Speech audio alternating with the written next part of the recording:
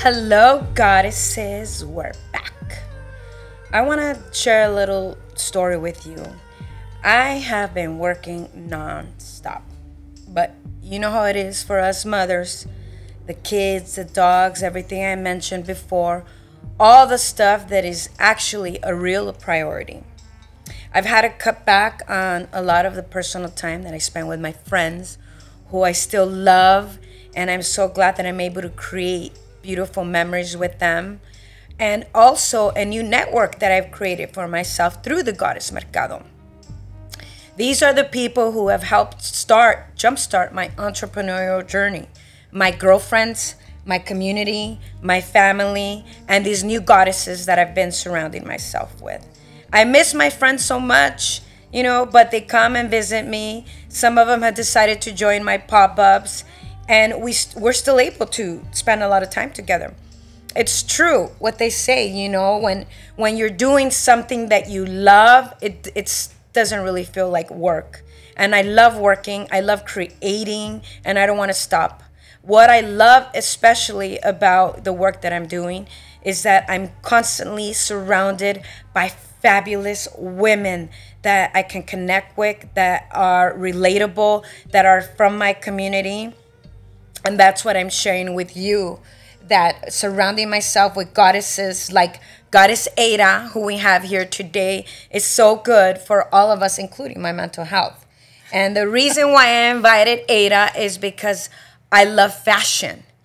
And I think that fashion is also a form of activism. Wearing visible representations of our culture lets people know who we are.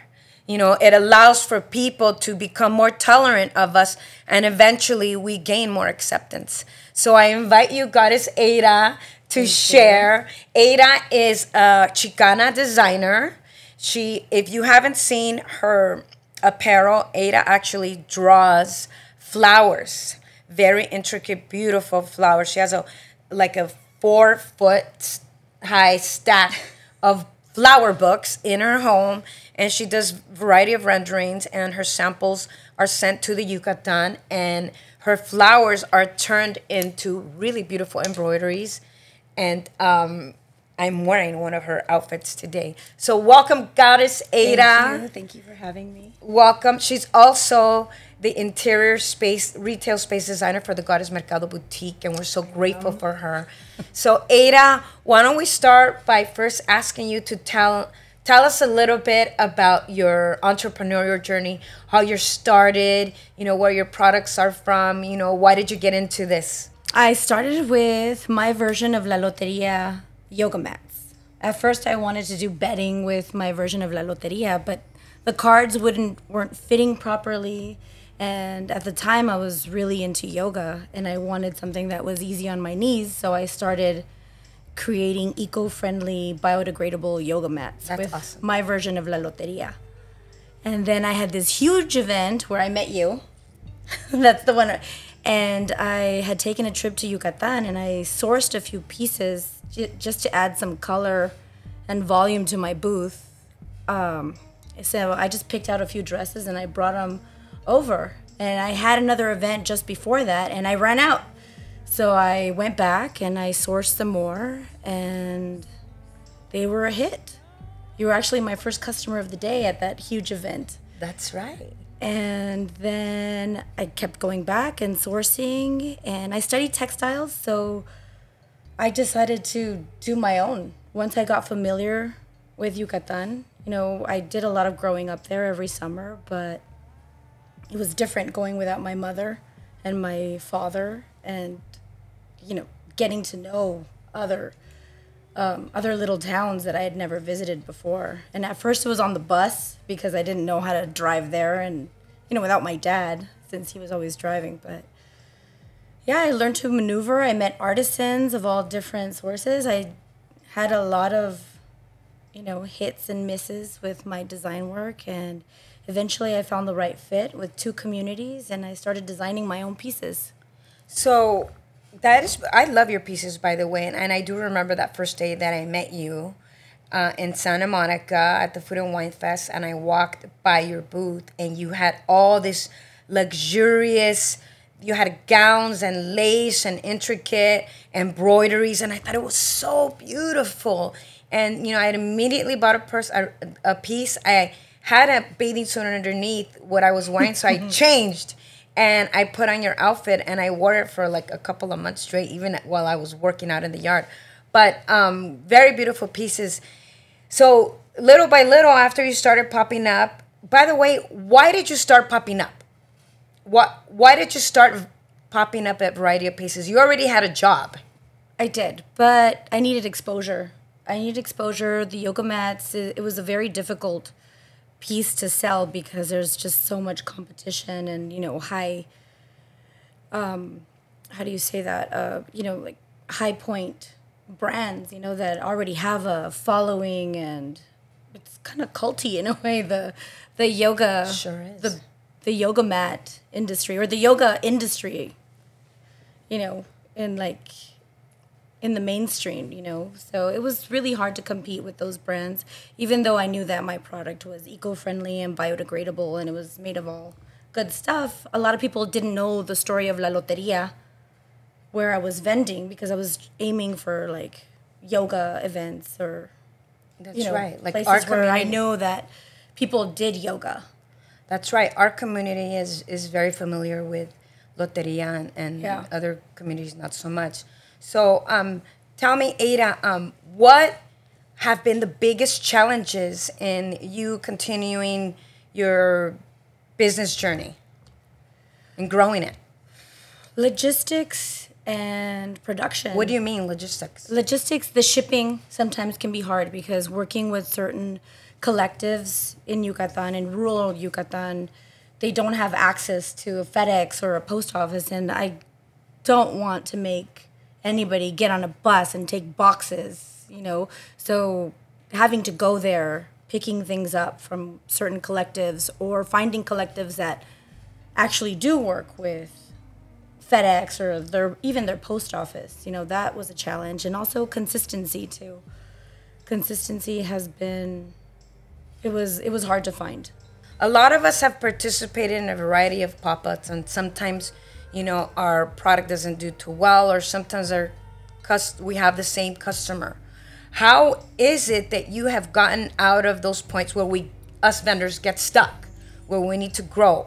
Like, what is it that you do to move on, to move forward? You try something new. If it's not working, try something new. Try every angle possible and keep going. And we've seen you do that. Oh, yeah. Tell us what you've done. Tell us about your transitions and how you have evolved. Oh, my God. From yoga mats to embroidered lounge apparel to necklaces to now Yucatana, which is my new venture. Now I make food from Yucatan.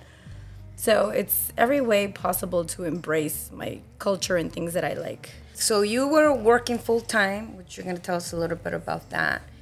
And you quit to be a full-time entrepreneur, designer, leader, goddess. What have you learned throughout this journey? How to embrace that goddess within. I worked for so many people, and my last job I worked for a furniture designer, and he was amazing, but unfortunately the team was not, and I wasn't valued, and I doubted myself. It caused so much doubt that, once I quit, because it was just not for me. After 11 years of putting myself into this, I stayed there out of loyalty and comfort. I pulled myself out of that, and I learned how to embrace that goddess and create something for the goddess within. And I learned teamwork, and I've met amazing women along the way, and teamwork is just so valuable. And I'm honored. Thank you, Eyra. And I don't think you give yourself enough credit, but I like to share with everyone, if you've been to the Goddess Mercado boutique, the whole aesthetic, the whole interior space design was designed by Eyra. I showed up with 2 chandeliers. We had no money, no investors, and I told her, this is all I have. What can you do? And I knew a little bit about her background, and in leading the goddesses at the boutique and the Mercado, I tell everyone, Tap into your strength. We all don't know everything, but we all know a little bit of something. And I knew that this was her strength, and that's why I recruited her. And I told her, have no doubts, get creative, do what you can. Here are the chandeliers, make some magic happen. You did. What was that like for you? Because you're leading 14 of us. I was terrified and excited and honored because you put so much trust into me, and I was blown away. I was like, okay, I can do this. It's gold.